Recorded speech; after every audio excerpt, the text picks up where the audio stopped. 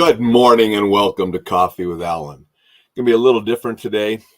Going to honor a friend who just recently passed away, who was a huge figure in the martial art world, Soke Michael Depasquale. And I'm also going to answer Kellen's question about Reflex Protect.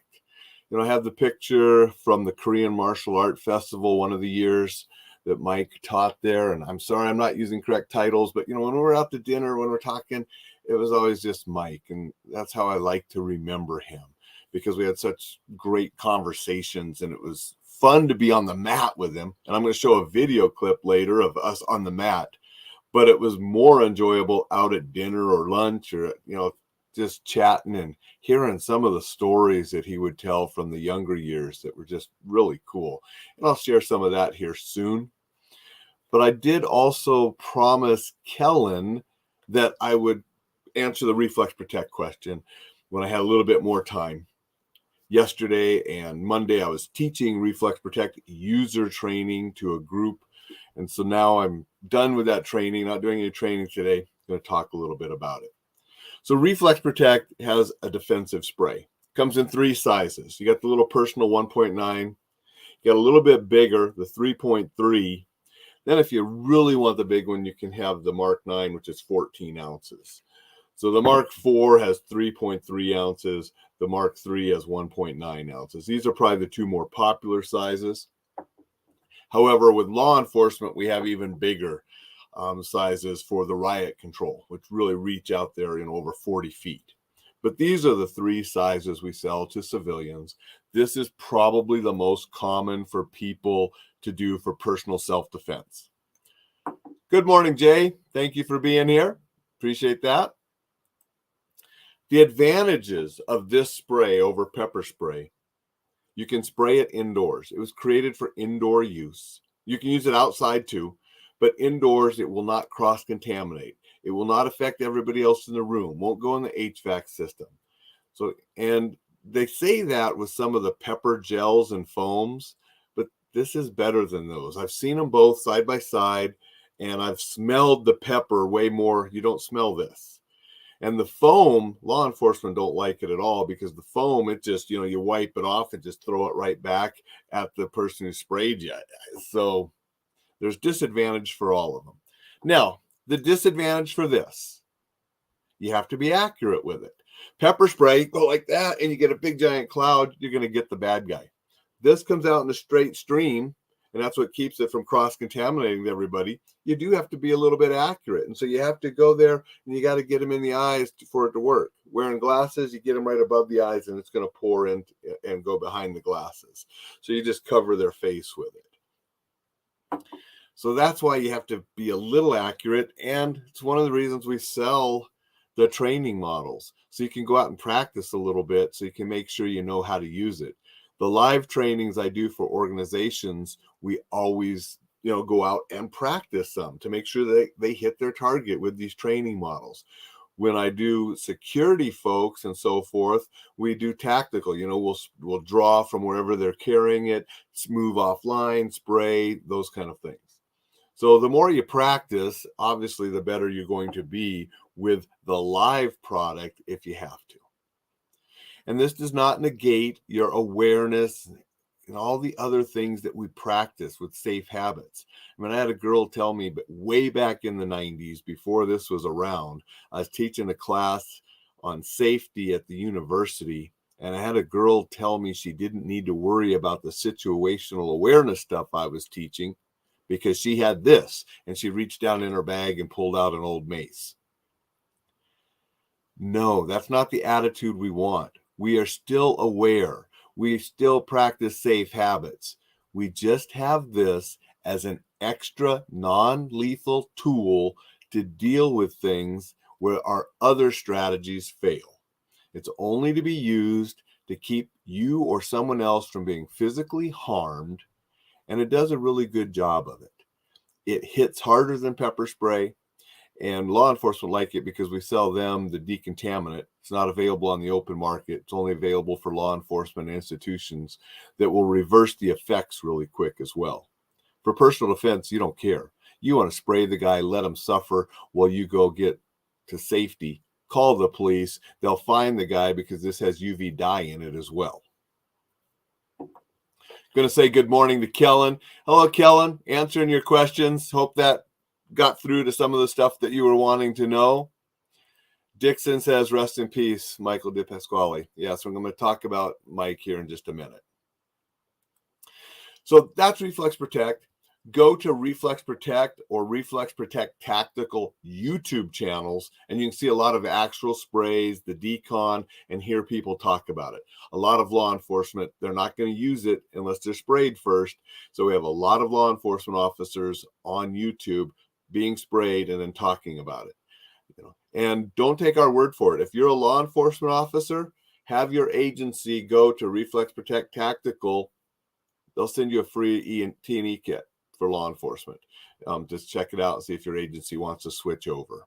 Civilians, you can go to reflexprotect.com. You can order there. You can go to Amazon and you can buy a 2-pack of these at Amazon and get one for yourself, one for a loved one, or one for 2 different places that you might want to have it. So that's a little bit about Reflex Protect. Hope that answered the questions, Kellen. Appreciate you asking them. But now I would like to talk a little bit about a friend who just passed away. And he was only 70, I believe. So not that old, right? I mean, we had people at the Korean Martial Art Festival in their 80s teaching. This picture of the 2 of us was at one of the Korean Martial Art Festivals. He used to teach at that festival. He's not a Korean martial artist, but the Korean Martial Art Festival is not only for Korean martial art practitioners. We have people from all different kind of styles and so forth. And he was there, and he would teach his blend of karate and jiu-jitsu, and always had entertaining sessions. I'm going to show one here in a second. But more entertaining than his sessions on the mat were the sessions at dinner or after dinner, out having a drink and just telling stories. The man was a wealth of knowledge regarding martial arts and just had some magnificent stories about him and Joe Louis and Bill Wallace and all of those pioneers of the martial arts, which his father was a pioneer. Mike was a junior, and his dad was a phenomenal martial artist as well. I never got a chance to meet him, but heard stories about him. Mike used to publish several different magazines in the martial arts, so he knew just anybody and everybody in the industry. He was on shows like with Regis. You can find YouTube clips. If you Google it, you'll see him doing demonstrations with Regis, and Regis being typical Regis, acting all sort of funny as a martial artist, though he wasn't one. But Mike there with his students really doing some, cool demonstrations. So lots of things you can find with him on television shows and this and that. You can find his old magazines out there still. A little bit harder to find now, but they're out there. Just a phenomenal martial artist. And to give you just a little taste of what he was like on the mat, here's a session that I really enjoyed where I was assisting him. Hey, like this. And I'm hoping that plays and that you can hear it. Okay. All of this is based upon how fast can you grab a wrist, how fast can you move. If he's coming with a straight punch and I did this, think about your elbow, feel it? 1, 2, 3. I can't do that by going like this. I want to be able to relax. Listen to me and listen to me clearly so you understand something. A catcher behind the mound, okay? Not behind the mound, behind the plate. Doesn't reach out for the ball. Why? Ball's coming back. Bat's coming the ball. Forget it. He keeps his mitt next to his body. Think about that for a second. If he's throwing a roundhouse punching me, I'm all over him. That's 1, 2, 3. Okay? I keep my hand here, go slow, to here. I don't reach out because I see something coming, because now the other hand comes to the rib cage and he just keeps on moving. If he's throwing a roundhouse punch, you all right? You feel that? And I strike him without him knowing what I'm going to do next, he's in trouble. Does that make sense? As hard as someone throws a punch at me here, and I did this. I don't worry about this because I know dead arm blocks work very well for me, and they work well for these students that I've taught. Why? Because they work it. You got to work it. In a reality-based situation, he throws a roundhouse punch. If I did this, boom, boom, think about his arm. Reality-based situation here, ooh, here, down low. He knew that was coming. He saw it. I don't know what I hate. Okay, so when he throws a punch, don't reach out. Let it come here. You take the risk of knowing that. Throw it hard as you can. Harder than that. Okay? So I want to this is the key here. He's going to feel that. Feel it? I feel it. Yes, sir. Dead arm. Dead arm. It's this. It's that thing you did today. I love that. But it's a heavy hand, they call it. Heavy hands kill people if you know what you're doing. It takes time to block. I'm going to show you the drill. I'll let you go home with at least the 4 dead arm techniques that I show everybody. And if you work it, you will be doing the same thing without a problem. Without doing this. Come in. I don't want to look like I'm in a demo on I don't want to look like I'm in a demo on the street because I don't want to be in a demo on the street. Make sense? You don't have time to show off. And who's looking at you anyhow? You think people say, oh, that's great. Hey, you do that again? No! Not in the street mode. The truth of the matter is you got one chance and one chance only. So what do we learn this for? What do we take and work out in the dojo for? We'll work out for sweat. We get a good cardio. We get knowledge. We get discipline. We get self-esteem, self-control, so on. But ultimately, what are we learning? Self-defense. So we want to be able to say, how do we activate that? And how do we make sure that we keep it at bay and know that when we walk, we have the confidence because we earn that confidence. Why do we earn that confidence? Can anybody tell me that? Huh? You got it. Because we worked and we practiced enough to earn that. It's not a matter of how many stripes you have, and what color belts, or what you look like. And this is Joe Cryer, incidentally, over here. He's another black belt that has a lot of different black belts. Fantastic martial artist. Works very hard. The bottom line is confidence is confidence. So when he comes in with a straight punch here, 1, 2, 3, 4, 5, 6, 7. That's all I want. And I'll give you another one since we're here anyhow.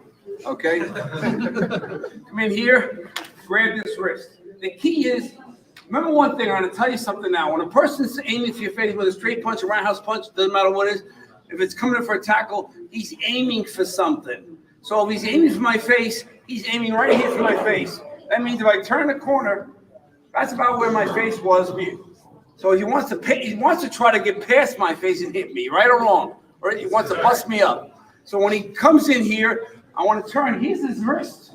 I want to know that his wrist, if I do this here, his wrist is here. I have to follow this. Because then I can come into these kind of techniques here, lock up here. Then I can come up to these, all right? Yep, these techniques here. Then I can come in here, wherever I want to go. So what I'm looking for with this is just grab the wrist first. What's the first action he's going to do when you grab this? Pull back. And then you go into this one. Can you get out of it? Very tough to get out of these if you do them right. So you follow the man's motion. So you have 2 here. One is here. Let me use Jeremy again. You want to get over here. So,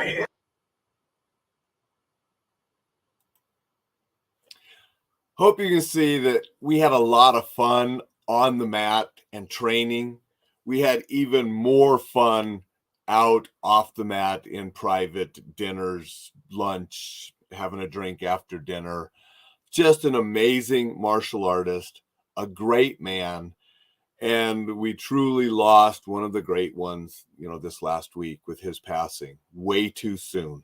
Again, I think he was only 70 years old, which is just way too soon to lose people. My thoughts go out to all of his family, all of his direct students that were training with him all the time, and the extended family, which includes all of us that had a chance to learn from him throughout the many years that he was teaching and sharing martial arts. With that, I would like to close. Hope everybody has a fantastic, wonderful Wednesday. Take care. Stay safe. We'll see you tomorrow.